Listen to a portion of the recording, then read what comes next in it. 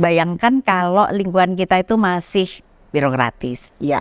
Bayangkan kalau lingkungan kita itu masih ada bau-bau feodal, bahkan istilahnya kolonial, tapi bangga banget. Oh ya, itu golongan milenial dan kita golongan kolonial, tapi bangga gitu. Dan sama sekali tidak ingin berubah. Kitanya sendiri apakah bisa berubah dan menyesuaikan diri dengan future leaders ini?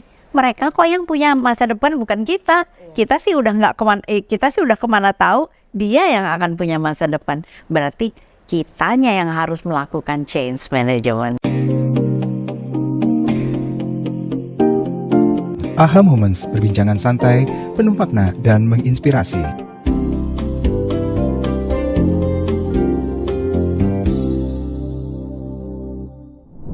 Halo Sobat AHA, kembali lagi di episode AHA Moments bersama saya Vera Itabliana sebagai host episode kali ini. AHA Moments ini episode dari channel YouTube-nya Ninsi Jaya yang kontennya menarik, luar biasa dan semoga membawa manfaat buat Sobat AHA yang menonton ya. Kali ini saya ditemani oleh Mbak Alin Rahmat. Beliau ya nggak usah diperkenalkan lagi sebetulnya ya, semua saya rasa udah tahu. Beliau adalah seorang psikolog dan juga managing director dari Expert. Halo Mbak Alin. Hai. Terima kasih sudah hadir di AHA Moment. Iya, terima kasih juga sudah hadir di tempatku. Terima kasih sudah disediakan tempat. Nah gitu ya Mbak. Oke, Mbak Ellen, kita kali ini mau ngobrolin Gen Z. Generasi Topik Z yang paling hot. yang lagi hot. Episode lalu sudah dikupas tentang Gen Z-nya itu sendiri. Nah, episode kali ini kita mau lebih fokus ke bagaimana sih menyiapkan si Gen Z ini yang sudah masuk usia kerja dan bahkan sudah masuk level supervisor ya Mbak. Kayaknya yang paling tua Gen Z itu kalau dia lahir 95, berarti umurnya sekarang udah 28 ya, udah hampir 30 ya, udah level supervisor berarti. Tapi kan di mana-mana yang kalau saya ya baca, dengar cerita teman yang memang seusia saya kan generasi X atau yang baby boomer yang lebih senior lagi gitu ya. Mereka mengeluh selalu gitu ya. Gen Z itu generasi strawberry lah, nggak bisa dimarahin lah gitu ya. Terus bentar-bentar butuh waktu untuk healing lah gitu ya. Terus kalau misalnya memang libur kantor itu mereka nggak bisa diganggu gugat gitu ya, ditebus dikit tidak bisa dihubungi, resign gitu ya. Nah itu terus. Tapi kan ini tadi seperti tadi kan mereka yang paling tua aja sudah masuk usia menjelang 30. Itu kan bentar lagi ya. Sementara kita ini nggak akan selamanya ada bersama mereka gitu. Nah, gitu. Suatu hari mungkin kita akan bergantung pada kepemimpinan mereka nih. Nah, ini yang masih didengarkan adalah komplain-komplainnya terus. Jadi waktunya semakin mepet. Jadi harusnya bagaimana sih Mbak? Kebetulan saya sendiri juga mengalami hidup bersama dengan Gen Z ini, dan saya sendiri juga kalau tadinya mengeluh bahwa mereka itu berbeda, kayaknya ada kesadaran tiba-tiba, oh sekarang udah nggak bisa mengeluh lagi karena mereka udah ada di depan kita, gitu. Dan tiba-tiba mereka punya challenge baru, yaitu leadership. Mereka harus jadi leader. Barangkali dalam 10 tahun kita sendiri sudah tahu beberapa nama yang sudah menjadi leader, menjadi CEO dari perusahaan-perusahaan yang besar, dan mereka adalah Gen Z. Jadi sebetulnya kalau ditanya nih, apakah mereka bisa jadi leader? Bisa aja. Tetapi pertanyaannya bagaimana nih kita mempersiapkan mereka, tentunya juga dalam bentuk dalam jumlah yang sufficient ya untuk satu organisasi. Bayangkan kalau ada satu organisasi besar, berapa Gen Z leaders yang kita butuhkan gitu. Kalau zaman dulu orang ya udah, kalau misalnya orang punya kapasitas yang bagus, ya udah kita pinggirkan dia, kita masukkan di dalam talent pool, kemudian kita didik dia, kirim dia ke luar negeri, belajar di Harvard, di mana-mana, dan kemudian pulang diharapkan dia akan sudah menjadi leader. Tapi kalau keadaannya sekarang ini tidak bisa seperti itu lagi. Pertanyaannya adalah bagaimana sih sebetulnya ekosistem yang ada di tempat yang menjadi habitat dari Gen Z ini. Kenapa sih mereka itu sering tidak betah dan lain-lain. Nah, ini yang harus kita perhatikan. Berarti PR kita bukan on the individual itself, tetapi juga bagaimana lingkungan yang sudah kita persiapkan agar supaya lingkungan ini juga memang tepat untuk menyambut leader-leader baru ini. Oke, berarti lingkungannya, ekosistemnya harus berubah gitu ya Mbak? Betul. Ya. Sebelum kita bahas lingkungannya seperti apa yang dibutuhkan, tapi ini kan nggak mudah ya Mbak. Ya. Ada orang yang berpendapat bahwa harusnya si individu ini yang menyesuaikan, yang beradaptasi dengan lingkungannya gitu. Ya. Bukan lingkungannya yang menyesuaikannya gitu. Ya. Nah itu gimana Mbak kalau untuk ada orang-orang resisten yang seperti itu? Bayangkan kalau lingkungan kita itu masih birokratis. Iya. Bayangkan kalau lingkungan kita itu masih ada bau-bau feodal, bahkan istilahnya kolonial, tapi bangga banget. Oh ya, itu golongan milenial dan kita golongan kolonial, tapi bangga gitu. Dan sama sekali tidak ingin berubah. Oke. Saat sekarang, karena kita masih ada di sini, kita masih ada di perusahaan, kita pertanyakan pada diri kita sendiri. Kitanya sendiri, apakah bisa berubah dan menyesuaikan diri dengan future leaders ini? Mereka kok yang punya masa depan, bukan kita. Kita sih udah nggak kemana, kita sih udah kemana tahu. Dia yang akan punya masa depan. Berarti kitanya yang harus melakukan change management. Oke. Iya kan? Nah, Change yang feodal dan kolonial itu udah nggak laku. Udah nggak laku. Dan sebetulnya juga itu wasting money. Sebab merekrut mereka untuk menjadi leaders dan kemudian mereka nggak betah di lingkungan yang memang tidak berubah ini, itu harganya mahal sekali. Mereka akan keluar setelah 3-5 tahun dan berapa cost yang kita spend untuk itu, untuk mereka. Itu sangat costly. Jadi ya terpaksa kitanya sendiri berkaca. Apakah lingkungan kita ini sudah kita persiapkan agar supaya para leaders, para future leaders ini memang bisa memanage nanti teman-temannya maupun perusahaan atau bisnis dengan benar. Oke, tuh. Biasanya kalau udah menyangkut dengan cost, dengan uang, orang pasti mau berpikir jadi oh ya benar. Berarti memang perlu berubah kan. Ya. Tadi seperti Mbak Ilham bilang udah capek-capek nge-recruit mereka lewat proses yang panjang dan mahal, mungkin kirim training terus akhirnya mereka resign. Itu cost juga ya buat organisasi atau perusahaan. Oke Mbak, lingkungan seperti apa jadinya yang harus diubah, yang dibutuhkan oleh si future leaders ini, si Gen Z ini? Saya punya beberapa klien yang lingkungannya itu sebetulnya misalnya mereka itu pekerjaan utamanya adalah regulator, gitu. Kalau misalnya mereka itu regulator, belum apa-apa, mereka itu sudah menempatkan dirinya sendiri untuk ya udah, kita kan melakukan regulasi. Jadi sebetulnya kita tidak usah berubah-berubah amat. Ya kita tinggal menentukan saja apa yang kita atur ya, dan orang lah yang harus berubah. Sebetulnya nggak bisa juga seperti itu. Lingkungan ini pun harus berubah. Lingkungan ini harus menjadi lingkungan yang digital, lingkungan yang agile ya. Mau tidak mau. Kenapa? Karena kita sendiri pun sudah tidak bisa lagi menggunakan sistem-sistem komunikasi, sistem-sistem administrasi yang zaman dulu. Kitanya sendiri harus menjadi digital, dan untuk itu lingkungan yang agile ini diharuskan oleh setiap bisnis atau setiap institusi yang memang mau sustain. Oke. Gitu. Nah, lingkungan yang kayak apa sih? Nomor satu agile. Agile itu apa sih? Nah, definisi para ahli tentang agility ini mempersyaratkan beberapa hal. Lingkungan yang agile adalah lingkungan yang bisa menerima uncertainties, segala sesuatu yang unknown. Jadi kalau misalnya kita mau memastikan segala sesuatu di future kita harus menunggu dan kepastian itu tidak ada.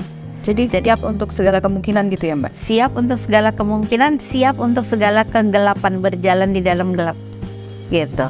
Dan kalau kita masih mengeluh bahwa ini tidak jelas dan ini gelap, berarti kita memang belum agile. Itu satu. Kedua ya, kita tahu bahwa saat sekarang kita ada yang namanya data analisis, ada yang namanya big data dan sebagainya. Namun demikian, yang paling penting adalah kemampuan kita mengkonek antara apa yang kita tahu dengan apa yang ada di dalam data itu dan kemudian dengan future. Nah, ini harus kita connect, yang istilah dari Steve Jobs, connecting the dots ya. Jadi logiknya itu tidak bisa lagi logik menggunakan rumus ya itu komputer udah pada bisa gitu ya. Dan kita tidak bisa mempunyai logik yang seperti itu. Logik kita mengkaitkan dengan apa yang kita tahu, mengkaitkan dengan data yang analisanya masih tersembunyi, dan juga dengan future. Itu yang namanya connecting the dots. Ini harus dilakukan oleh semua orang di dalam lingkungan, di lingkungan kerja. Ini yang menyehatkan lingkungan kerja itu. Kemudian growth mindset. Kalau dulu kita tuh selalu menggunakan segala sesuatu itu dengan keputusan. Saat sekarang perubahan itu sudah menjadi culture kita. Jadi semua orang mesti terbiasa dengan perubahan. Dan yang terakhir, design thinking. Design thinking itu apa sih? Sebetulnya design thinking itu sederhana. Banyak keluar, banyak berorientasi eksternal, sehingga kita tahu apa sih maunya pasar sekarang. Dan kemudian kita dengan cepat melakukan eksperimen agar supaya kita bisa berubah sesuai dengan keinginan pasar. Nah itu sih, 4 hal itu adalah ciri dari lingkungan yang agile. Sehingga tumbuhnya anak-anak muda ini dalam lingkungan yang agile itu menjadikan mereka pribadi-pribadi yang agile. Oke. Itu sih Mbak. Oke, dari 4 itu Mbak, itu dari 4 ciri lingkungan yang agile tadi ya. Kalau menurut Mbak Ellen sendiri, generasi Z dengan karakternya mereka bisa. Maksudnya bisa tumbuh, berkembang, betah dalam lingkungan seperti itu. Apa sih yang mereka punya? Iya, karena satu, mereka itu manusia komputer. Mereka itu sudah tidak baca buku seperti ini, tapi gini-gini. Ya. Dan mereka itu manusia game. Ya. Manusia yang cepat sekali menangkap aturan main dan sebagainya. Mereka juga sudah terbiasa mencari, jadi mereka udah biasa browsing, mereka menggunakan ChatGPT, mereka menggunakan AI dengan lancar sekali. Jadi sebetulnya sifat-sifat agility ini mereka memang sudah punya, tinggal didorong sedikit, mereka akan betah di lingkungan tersebut. Apalagi kalau atasan-atasannya juga mengallow mereka untuk berpikir kritis seperti itu. Oke, Mbak Ellen punya contoh nggak dari pengalaman Mbak Ellen dengan klien-kliennya Mbak Ellen yang success story di mana lingkungannya bisa berubah dan akhirnya si Gen Z ini menemukan habitatnya, dan yang gagal gitu Mbak, atau yang kurang berhasil? Yang belum berhasil.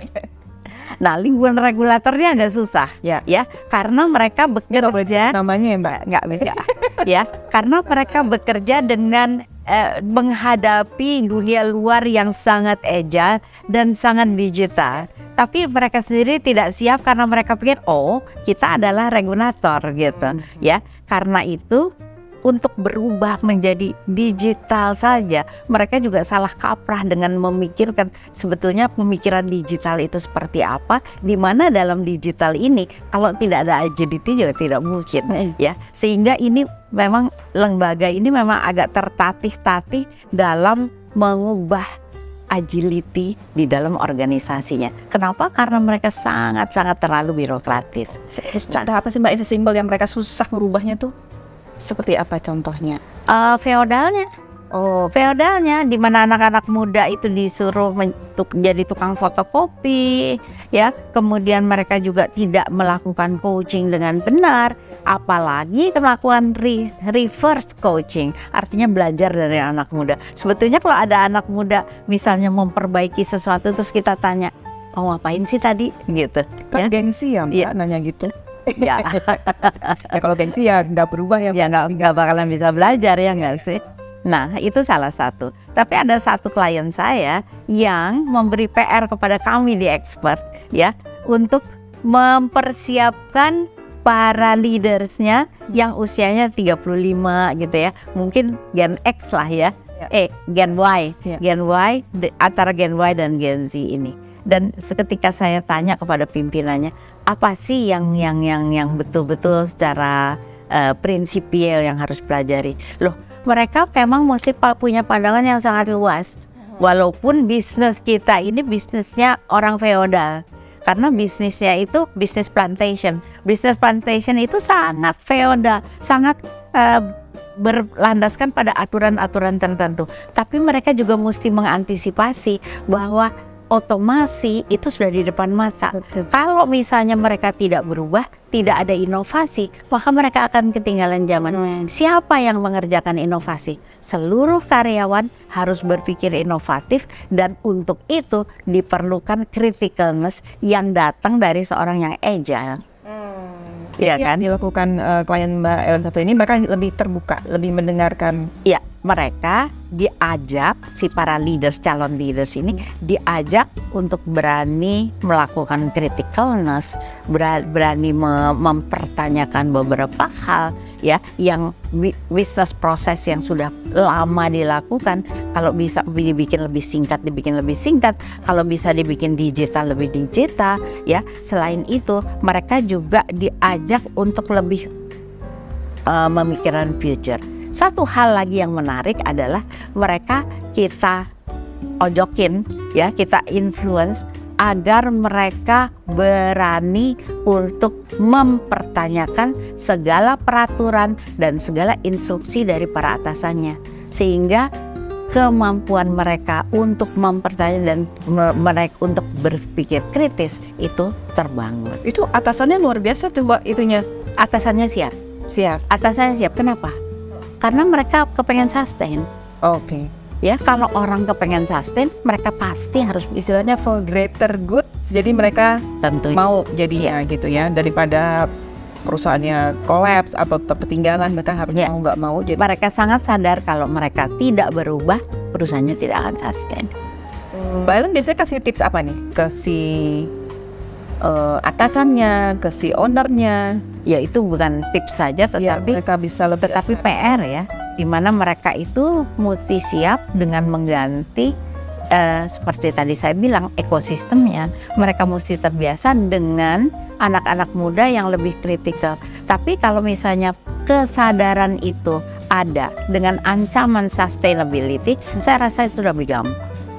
Tapi balik lagi nih ke awal yang komplain si generasi Z itu lembek lah, dikit-dikit mental issue lah yang diutamakan. Nah, kalau melihat itu, optimismenya Mbak Ellen seperti apa? Melihat apakah benar-benar Gen Z itu selembek itu kah, ataukah tadi kan kalau kita dengar dari awal kan lingkungannya harus provide nih, harus menyesuaikan kebutuhan mereka. Sampai sejauh mana sih kita bisa dipenuhi semua kebutuhannya si Gen Z, jadi termasuk yang tadi yang dari sisi emosi atau psikologis ya? Mereka itu bukan lembek, mereka itu lain. Oke. Ya, apa sih lainnya? Satu, mereka kritikal. Kedua, mereka itu lebih kolaboratif daripada kita. Oke. Ya, dan mereka suka inovasi. Dan juga mereka itu mengerti bahwa networking, bergaul dengan orang lain itu penting. Nah, kalau misalnya kita mengarahkan kepada hal-hal ini, bahwa dia mesti inovatif, dia mesti kolaboratif, dia mesti berinovasi, dan dia juga mesti berpikir ke future. Satu hal lagi, dia juga mesti tahan banting. Nah, ini yang dia bilang, yang orang sering mengatakan ini mereka tidak tahan banting. Nah, mungkin ketahanan banting ini resilience ya. Resilience ini perlu kita latihkan. Melatihkannya dengan apa? Melatihkannya adalah dengan memberi mereka kesempatan untuk mengerjakan satu project ya, dimana kalau gagal udah kelihatan gagal. Kita tahu misalnya perusahaan seperti GE ya, kalau misalnya salah satu orang direktur ya, kalau misalnya dia mendapatkan pekerjaan tertentu, sudah diambil pekerjaan tersebut dan gagal, dia harus keluar. Dia bukannya ngendon di situ, enggak, dia harus keluar. Nah, hal-hal seperti itu bisa kita latihkan kepada si future leaders ini agar mereka juga terbiasa untuk gagal. Oke. Terbiasa untuk menghadapi kegagalan.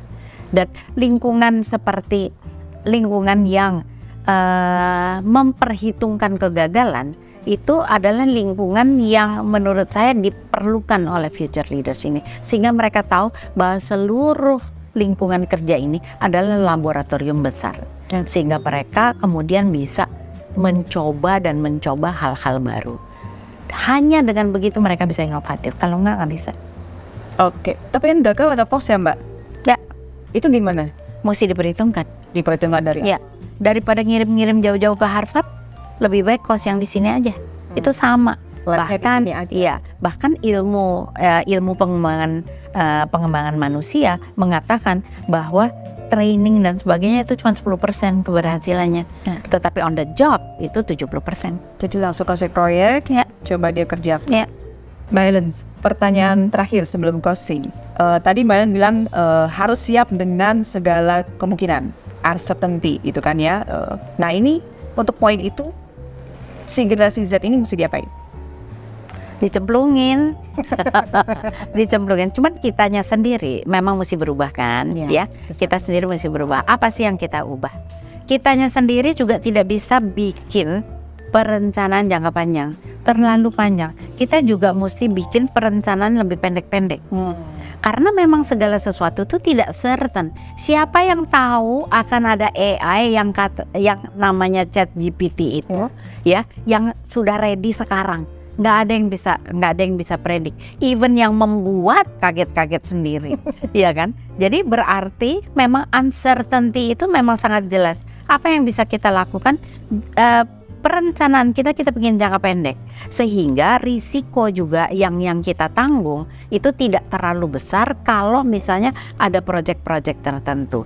Kita tahu bahwa startups saat sekarang keadaannya nggak hebat-hebat banget. Itu disebabkan karena mereka berkembang terlalu gila, terlalu cepat dan sama sekali tidak terkontrol. Andai kata mereka menjaga size-nya itu lebih baik gitu. Jadi memang yang perlu kita perhatikan juga adalah jangan bikin rencana 15 tahun lagi, 10 tahun lagi, 5 tahun aja udah kejauhan. Kita bikin rencana yang lebih pendek dan kita cemplungkan mereka. Iya, itu dihadapi bersama-sama berarti ya. Dihadapi bersama-sama tapi si generasi X. Betul. Dan yang kudu paling tahan banting adalah dia. Ya, dan itu adalah PR dia. Aku rasa dengan mentalitas mereka yang seperti ini, mereka juga mau kok, mau ditantang untuk dikasih pekerjaan yang lumayan rumit, namun demikian risikonya tidak besar-besar amat, tidak fatal-fatal amat gitu. Oke. Closingnya jadinya tips aja deh Mbak, tapi buat generasi Z. Oke, welcome to the world. Welcome to the world. Happy networking, happy innovating, dan the work environment is really fun. Itu aja sih. Dibuat happy aja gitu ya Mbak. Oke. Baik Sobat AHA, demikian episode kali ini. Mudah-mudahan menginspirasi dan tentu membawa manfaat ya buat kalian semua. Sampai jumpa lagi di episode AHA Moments berikutnya, tentunya dengan topik yang lebih menarik. Dadah.